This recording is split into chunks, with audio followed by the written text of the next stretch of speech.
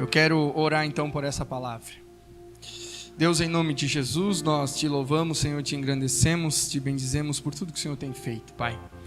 Que o Senhor venha fazer com que essa palavra que será ministrada hoje seja uma bênção, que estamos abrindo, Senhor, essa série, Deus, de plantação, Pai, nós estamos abrindo essa série de pregações. Que o Senhor venha abençoar, Senhor, o nosso coração, que seja uma terra boa, que a gente venha entender qual o propósito que o Senhor tem com as nossas vidas, Pai. O que o Senhor tem conosco, por que o Senhor nos chamou, Pai? E que o Senhor faça com que o nosso coração se alinhe ao Teu propósito, Deus, de uma maneira sobrenatural, Pai. Que não seja apenas a nossa vontade, Senhor, terrena, empolgação, Pai, mas que o Senhor venha alinhar de fato a Tua vontade, Senhor, com a nossa, Pai. Que, assim como a Tua palavra fala, que o Senhor opera o querer e o realizar, Pai. Que isso aconteça no nosso coração, Pai. Que a gente rompa, Senhor, essa barreira da teoria para a prática, Pai. Que nós tenhamos coragem, Deus, de avançar, Deus. E que a Tua palavra venha, Senhor, enraizar no nosso coração, ao ponto de mudar, Senhor, a nossa cosmovisão. De mudar, Senhor, a forma com que a gente pensa e com que a gente vê a vida, as pessoas, Senhor. E as circunstâncias, Pai. E em nome de Jesus, faz, Deus, em nosso coração, faz o nosso coração, com que a Tua palavra frutifique, em nome de Jesus. Amém. Semana passada aqui nós, então, falamos qual vai ser o tema desse ano para a Igreja Bússola. Qual vai ser? Vocês colaram, né? Qual vai ser, então? Plantação. E aí, semana passada, nós perguntamos aqui, sabe o que é uma plantação? Sabe como funciona? Prepara a terra. Na verdade, primeiro, a gente escolhe o que vai plantar, certo? Então, nós aqui, entendemos que nós queremos plantar o Evangelho no coração das pessoas. E a partir disso, então, colher vidas que se rendam ao Evangelho, certo? Vocês estão comigo aí? Amém. Todos entenderam o nosso propósito? Amém. Esse é o nosso propósito. Então, no ano de 2021, a Igreja Bússola aqui em Guaramirim, nós vamos plantar essa igreja. Eu não vou plantar sozinho, você não vai plantar sozinho ou sozinha. Nós vamos plantar juntos essa igreja. Para isso, obviamente, nós vamos fazer algumas coisas. E hoje, então, eu vou começar a série de pregações. A série de pregação que fala de plantação. Então hoje eu vou falar sobre preparar a terra. Preparar a terra. Claro que aqui eu estou falando de uma metáfora de plantação, para que a gente entenda o que nós vamos fazer. Que a gente escolhe o que vai plantar, prepara a terra, coloca a semente na terra, cuida da terra, espera brotar, cuida quando brota, certo? Mas quem dá o crescimento é Deus. E depois colhe os frutos. Obviamente que nós estamos usando uma metáfora para falar disso. Jesus usou essa metáfora em muitas passagens. A Bíblia está cheia dessa metáfora de plantação, porque era o contexto dele. Talvez não tão o contexto nosso hoje, mas a maioria de nós aqui sabe de fato do que eu estou falando. De fazer plantar um alface atrás de casa, uma cebolinha verde. Então a gente sabe do que é isso, mesmo que a gente não viva disso, né? Então hoje eu quero começar com essa ministração aqui, e eu pretendo com essa pregação, com essa ministração, fazer com que a gente entenda o propósito de Deus nas nossas vidas. O propósito de Deus nas nossas vidas. Amém? E também eu pretendo fazer com que a gente entenda Jesus, Deus e todo o plano dele a partir da palavra, certo? Então, começando em Gênesis capítulo 1, o que acontece? Deus, ele cria o homem, ele cria Adão e cria Eva. Então ele fala para eles: governem sobre todas as coisas. Então o que Deus fez? Deus criou o homem para que governasse a terra, e para que dessa forma Deus pudesse ser resplandecido através das atitudes dos homens, certo? Todos comigo aí? Estamos entendendo? Então Deus cria Adão e Eva, e ele diz assim, governe sobre todas as coisas. Vocês vão governar indiretamente, porque na verdade era Deus que governava através deles. E aí Adão e Eva, eles pecam. E o que acontece? Esse governo de Deus, que ia ser através da vida deles, acaba comprometido. É claro que há um propósito nisso tudo. Deus é um Deus soberano, Deus, Ele governa todas as coisas. Mas Ele, de alguma forma, Ele deixou com que isso acontecesse. E a gente vai lendo a Bíblia, isso está lá em Gênesis capítulo 1. Depois a gente vai vendo que Deus, Ele pega e chama Abraão. Gênesis capítulo 12. Deus, Ele chama Abraão. Deus fala assim, saia da tua terra, da tua parentela, e vai para uma terra que eu te mostrarei. Então Deus escolhe mais uma vez um homem, para que ele pudesse colocar no coração dele a lei do Senhor, o governo de Deus, para que ele pudesse resplandecer os valores desse Deus, a visão desse Deus sobre todas as coisas, e para que ele pudesse iniciar novamente esse propósito de Deus. Então, em Gênesis capítulo 12 a gente vai ver isso, Deus chamando Abraão e ele separando ele, e a família dele fala, a tua descendência vai ser muito grande, porque eu vou te abençoar, e a gente vai vendo, e a gente vai lendo a Bíblia, e vai vendo que chega um ponto que Deus, ele chama um outro homem, chamado Moisés, e através de Moisés, então ele coloca a lei de Deus, os valores de Deus, ele chama Moisés e diz, isso aqui é o resumo da minha lei, dos meus valores, do Pentateuco, digamos assim, da Torá, dos 5 primeiros livros. Ele chama Moisés e ele diz, esse aqui são os valores que você vai pregar agora, e através da sua família, da sua descendência, você vai governar e eu vou governar. Então, Gênesis chama Abraão, depois Deus chama Abraão, depois chama Moisés, coloca a lei, só que o povo acaba pecando. E Deus chama aquele povo, e Deus instrui aquele povo, o povo fica um tempo obedecendo, e depois o povo desobedece. A gente, quando estuda teologia, a gente fala os 7 ciclos, Deus chama, orienta o povo desobedece, Deus chama de novo, e o povo desobedece, Deus chama de novo, e assim vai acontecendo. Até que chega em Jesus. E aí a gente vai ver em Jesus a pessoa de Deus. A Bíblia fala em Hebreus capítulo 1, e agora eu queria que você abrisse. Eu dei um resumo só, mais ou menos aí, do propósito de Deus.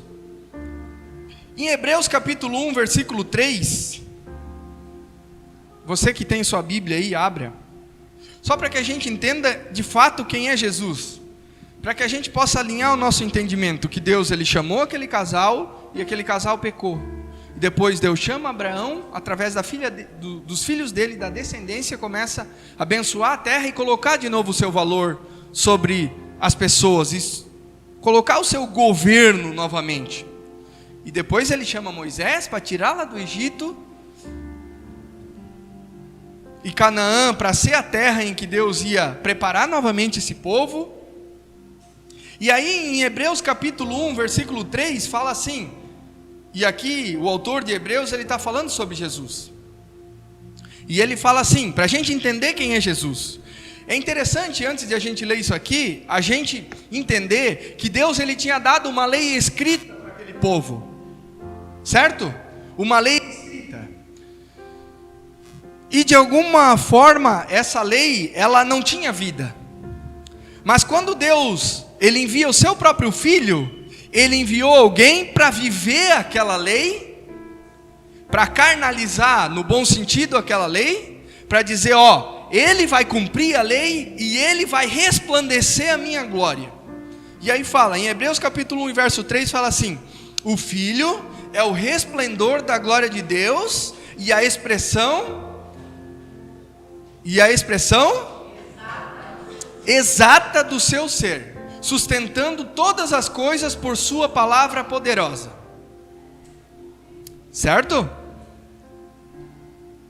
Sustentando todas as coisas por sua palavra poderosa. Então Jesus, quem é Jesus? Ele é a expressão exata do seu ser. Certa vez Jesus estava caminhando e alguém falou para ele assim: Jesus, eu queria conhecer a Deus. E aí Jesus fala para ele: quem vê a mim vê o Pai. Então Jesus é a expressão exata do ser de Deus. Jesus, ele veio cumprir a lei para que ele pudesse de fato mostrar os valores de Deus para nós de uma forma prática e não só de uma letra. Em Colossenses capítulo 2 e verso 17, não precisa abrir, fala assim, a realidade da lei encontra-se em Cristo. Então tudo aquilo era sombra. Hebreus vai falar também, todas aquelas coisas que Deus fez no Antigo Testamento, e aquelas pessoas que ele chamou, Abraão, Isaac, Moisés, Jacó, Josué, tudo isso era sombra. Eram pessoas que eles resplandeciam um pouco só da imagem de Deus, de quem Deus é. Mas Jesus não, Jesus ele veio de uma forma completa. E quando a gente olha para a palavra, nós vemos que Jesus, em tudo aquilo que ele fez, no que ele foi, em que ele é, ele resplandece a glória de Deus. Quer conhecer a Deus? Você quer conhecer a Deus? Conheça Jesus. Você quer conhecer a Deus? Conheça Jesus. Jesus é Deus.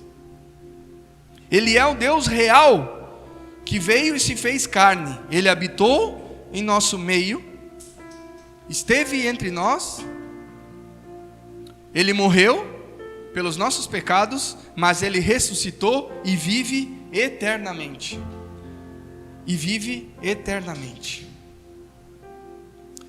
Então, agora eu queria que vocês abrissem em Efésios, no capítulo 1, para nós entendermos de uma maneira um pouquinho mais ampla isso que Jesus fez. Por que eu estou falando isso numa palavra que fala preparar a terra? Porque o nosso coração, ele precisa de compreensão, e nós precisamos entender o que nós estamos fazendo aqui. Nós não estamos aqui domingo à noite porque nós não tínhamos nada para fazer. Nós estamos aqui, eu imagino que você está aqui, que você veio aqui, eu vim aqui, porque eu quero cada dia mais entender o propósito que Deus tem com a minha vida. Eu posso falar de mim, eu não sei você, mas cada vez que eu venho aqui, eu venho buscando de Deus uma palavra dele, para que ele possa guiar a minha vida, para que eu possa dar mais um passo em direção ao propósito dele, e para que ele possa cumprir em mim o propósito dele, porque isso é um prazer para mim. Então, nós precisamos entender isso tudo. Então Deus tem um propósito com Jesus, obviamente, com todas essas pessoas aqui do Antigo Testamento, e com Jesus ele deixa esse propósito muito mais claro. Em Efésios capítulo 1, a partir do versículo 3, fala assim. Efésios capítulo 1 e versículo 3, fala assim: Bendito seja o Deus e Pai do nosso Senhor Jesus Cristo, que nos abençoou com todas as bênçãos espirituais nas regiões celestiais em Cristo. 4. Porque Deus nos escolheu nele antes da criação do mundo, para sermos santos e irrepreensíveis em sua presença. Paulo está dizendo aqui que Deus, olha só, Deus nos escolheu nele, em Jesus, antes da criação do mundo, para sermos santos e irrepreensíveis em sua presença. 5. Em amor nos predestinou para sermos adotados como filhos, por meio de Jesus, conforme o bom propósito da sua vontade. Então, primeiramente, nós somos chamados a ser... O que o versículo está dizendo aqui? O que nós somos chamados a ser? Filhos. Não é isso que ele está falando aqui? Para sermos santos e irrepreensíveis. Isso ele já nos escolheu antes da fundação do mundo. E no 5 ele fala: em amor nos predestinou para sermos adotados como filhos, por meio de Jesus Cristo, conforme o bom propósito da sua vontade. Então, antes de mais nada, nós somos chamados antes da fundação do mundo para sermos santos e irrepreensíveis. E nós somos chamados para ser filhos de Deus. Quando Adão peca, a descendência de Adão deixa de ser filho e passa a ser criatura de Deus. É por isso que aquela frase que diz assim, né? Aquele dito popular: eu também sou filho de Deus, né? Eu vou fazer umas festas aí porque eu também sou filho de Deus. Eu vou fazer isso. Não sei, não é bem assim. Não é bem assim. Quando Adão peca, esse DNA de Deus, de santidade, de governo, simplesmente sai dele. E aí passa a ser criatura e não mais filho. Só que Jesus, ele vem restaurar isso. A Bíblia fala que nós somos chamados por causa de Jesus. Então, se nós somos filhos de Deus de fato, não é porque nós somos merecedores, mas é porque Deus assim quis. E nós somos filhos, nós somos, aqui fala, né? Para sermos adotados como filhos por meio de Jesus Cristo, conforme o bom propósito da sua vontade. Então nós somos chamados para ser filhos. Você é filho, você é filha, eu sou filho. Nós somos chamados para ser filhos. Logo nós temos um pai, nós não somos órfãos. Isso precisa virar uma chave na nossa vida. Virar uma chave que nós não estamos soltos no mundo. Você e eu, nós não estamos soltos no mundo. Nós não nascemos porque houve um acidente da natureza. Nós não nascemos apenas porque os nossos pais se amavam. Nós nascemos porque nós temos um propósito, e nós somos chamados filhos através de Jesus. Deus tem um propósito com você, e deu um propósito comigo. A questão é, nós estamos dispostos a sair dessa cortina de teoria e ir para a prática? Essa é a pergunta. O que eu tenho visto em igrejas que são plantadas, essa é uma igreja que está sendo plantada agora, nós estamos começando, certo? Mas o que eu tenho visto, o que eu tenho percebido é que igrejas que começam assim, que são plantadas, a diferença, claro que tem muitas diferenças, né? Mas a diferença básica de uma igreja funcionar para que não funciona é se essa igreja faz de fato aquilo que ela se propõe. Vocês entenderam? E o que a gente se propõe aqui enquanto igreja? Se nós vamos implantar os pequenos grupos, vamos plantar os pequenos grupos. Nós vamos ter que abrir mão de algumas coisas. Isso faz parte? É isso que nós vamos fazer? Porque nós não estamos soltos no mundo. Porque nós somos filhos. Porque eu tenho um pai. Amém? Você tem um pai. E Deus tem um propósito na minha e na sua vida. Porque Ele fala aqui, conforme o bom propósito da sua vontade. Não sou eu que estou falando isso, é a Bíblia. Nós somos chamados filhos, adotados como filhos por meio de Jesus, conforme o bom propósito da sua vontade.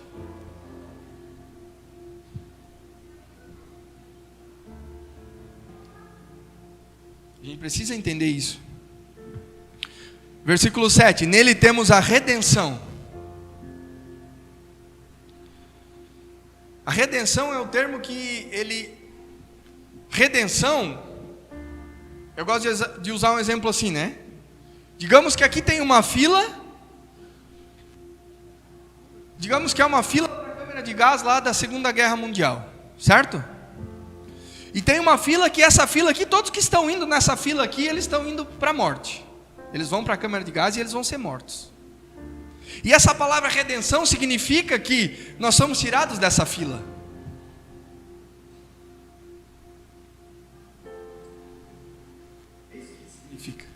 Significa que nós estamos aqui caminhando para a câmara de gás. E nós vamos entrar na câmara de gás e nós vamos morrer intoxicados. Foi isso que aconteceu na Segunda Guerra. Certo? As pessoas iam para a câmara de gás e elas morriam. E muitos foram mortos assim. Milhões de pessoas foram mortas assim. E significa que alguém veio lá e disse: não, você não. É isso que a palavra redenção significa. Significa que nós estávamos condenados à morte eterna, mas Jesus tirou dessa fila.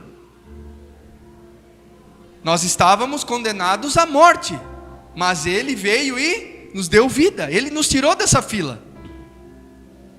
Nele temos a redenção por meio do seu sangue, o perdão dos pecados de acordo com as riquezas da graça de Deus, a qual Ele derramou sobre nós com toda sabedoria e entendimento.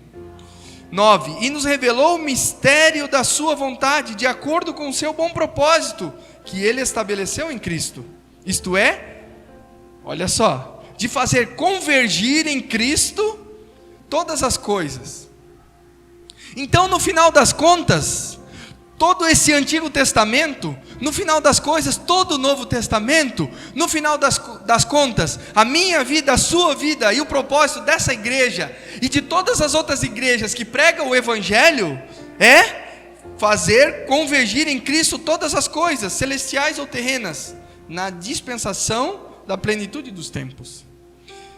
Nele fomos também escolhidos, tendo sido predestinados conforme o plano daquele que faz todas as coisas segundo o propósito da sua vontade, a fim de que nós, os que primeiro esperamos em Cristo, sejamos para o louvor da sua glória. E eu quero ler só mais 2 versículos aqui. O 13. Quando vocês ouviram e creram na palavra da verdade, vocês estão ouvindo, amém? Vocês estão ouvindo, eu ouvi, vocês estão ouvindo. O que nós estamos ouvindo aqui? O Evangelho de Jesus. Que Jesus, Ele morreu e ressuscitou para que nós pudéssemos ter vida. Mas Ele vive. Quando vocês ouviram e creram na palavra da verdade, o Evangelho que os salvou, vocês foram selados em Cristo com o Espírito Santo da promessa, que é a garantia da nossa herança até a redenção daqueles que pertencem a Deus, para o louvor da sua glória. Quando nós ouvimos e cremos, nós somos selados. Você e eu, nós somos selados. Para que no dia da redenção, nós dissemos assim: não, você não vai para a morte, você vai para a vida. Você vive, você vive. E qual é a nossa função enquanto igreja? Falar desse Jesus e anunciar o Evangelho para que, quem sabe, essa fila fique vazia. Porque falando assim parece egoísmo da nossa parte. Nossa, tem uma fila indo para a morte e só eu fui tirado dali. Não sou egoísta isso? Poxa, mas essas pessoas estão indo para a morte. Poxa, né? Uma vez um amigo me perguntou: tá, e o meu pai então? O meu pai, o que aconteceu com ele? Não sei. Mas a minha e a sua responsabilidade não é saber quem vai ser ou não salvo, mas é rasgar o Evangelho para as pessoas, para que cada vez mais pessoas possam ser tiradas dessa fila, para que cada vez mais pessoas possam ser resgatadas. Essa é a minha e a sua responsabilidade. Preparar a terra é fazer com que o nosso coração fique cheio do Evangelho, cheio de nutrientes, para que a semente venha brotar. Preparar a nossa terra é entender esse Evangelho aqui, e o propósito que Deus tem em tudo. O propósito que Deus tem foi mandar o seu próprio Filho para que hoje nós pudéssemos ter alguém que nos redime dos nossos pecados. Nós somos chamados para pregar o Evangelho. Sabe a pessoa que você mais ama e que não conhece o Evangelho? Quem sabe, pode ser que ela esteja nessa fila.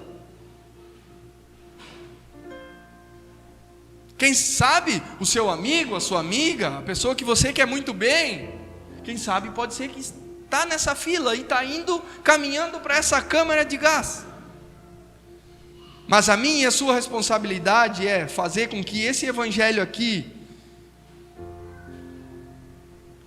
encha a nossa vida ao ponto de que a gente superabunde isso às pessoas, para que isso transborde em nós e a gente diga: Jesus pode mudar a sua vida e transformar a sua vida. A minha e a sua responsabilidade é falar desse evangelho.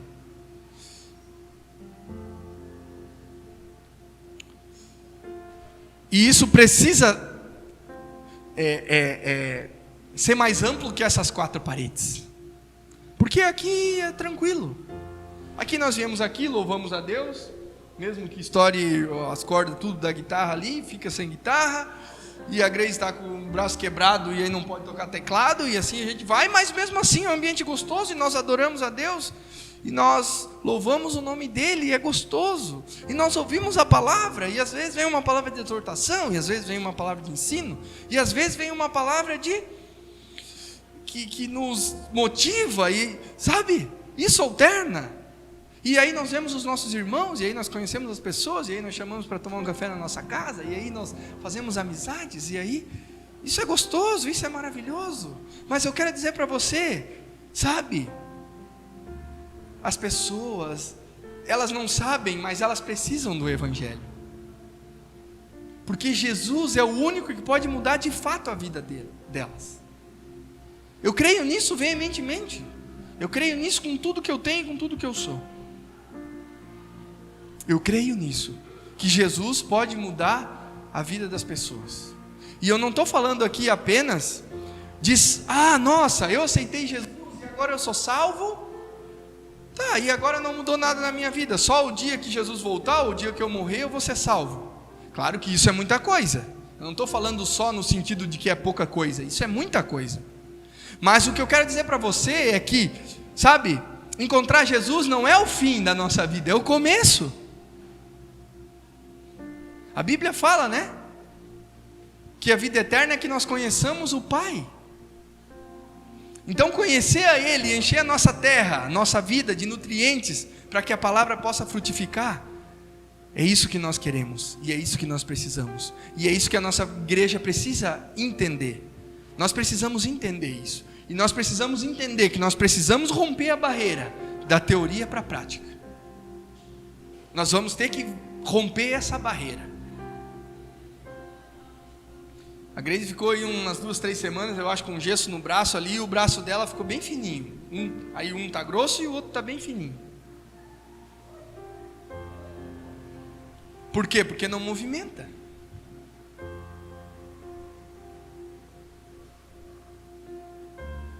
E agora, talvez para restaurar ali, vai ter que fazer uma fisioterapia, vai ter que movimentar, vai ter que romper esse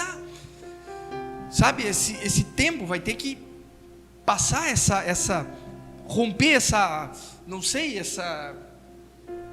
barreira que tem, hein? Nós vamos ter que fazer isso enquanto igreja. Para plantar uma igreja, não se planta uma igreja só aqui domingo pregando o evangelho.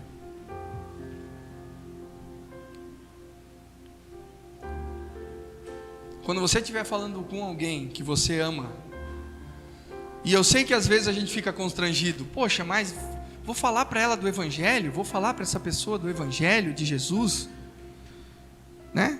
E uma vez eu estava ouvindo um pastor falar, ele disse assim, a gente fala de tudo com as pessoas, a gente fala do tempo, nossa, como está chovendo, ai que sol bonito, meu, que calor, meu, agora esfriou. E o que você faz? Eu trabalho com isso, eu trabalho com aquilo. Eu gosto de ler. O que você gosta de ler? Eu gosto de ler Dostoiévski. Eu gosto de ler isso. Não, eu não gosto de ler, eu gosto de rock, eu gosto de escutar rock. Eu gosto de poesia. Eu acho que o Bolsonaro está fazendo um bom trabalho. Bolsonaro não. E a gente fala de tudo, mas a gente não fala do mais importante.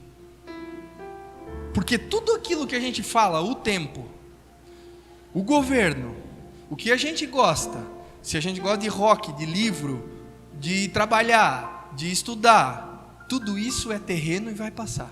Mas a gente não fala do mais importante, que é eterno. Porque uma palavra que a gente falar pode mudar a eternidade daquela pessoa.